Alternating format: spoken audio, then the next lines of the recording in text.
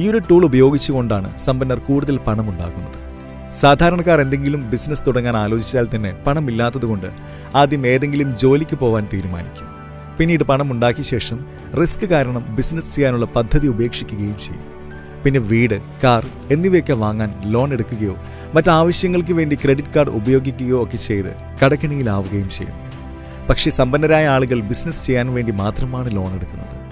ഇന്ത്യയിലെ ഏറ്റവും ധനികനായ ബിസിനസ്മാനായ മുകേഷ് അംബാനി പോലും ജിയോ ബിസിനസ്സിന് വേണ്ടി കോടികളുടെ വായ്പ എടുത്തിരുന്നു. കാരണം ബിസിനസ് ലോൺ എടുക്കുന്നത് കൊണ്ട് ഒരുപാട് നേട്ടമുണ്ടാക്കാം. ബാങ്കിൽ സാധാരണക്കാർ നിക്ഷേപിച്ച പണമാണ് ബിസിനസ് ചെയ്യുന്നവർക്ക് ലോണായി കിട്ടുന്നത്.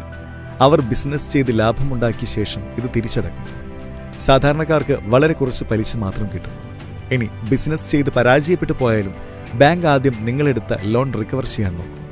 അതിന് കഴിഞ്ഞില്ലെങ്കിൽ അവർ തന്നെ അത് തിരിച്ചു പിടിക്കും. ഇതിൽ റിസ്ക് ഉണ്ടോ എന്ന് ചോദിച്ചാൽ തീർച്ചയായും ഉണ്ട്.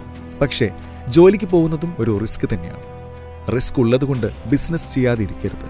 റിസ്ക് കണക്കുകൂട്ടി മുന്നോട്ട് പോകണം. അങ്ങനെ ചെയ്തതുകൊണ്ടാണ് അംബാനിയെ പോലെയുള്ളവർ സമ്പന്നരായി മാറിയത്.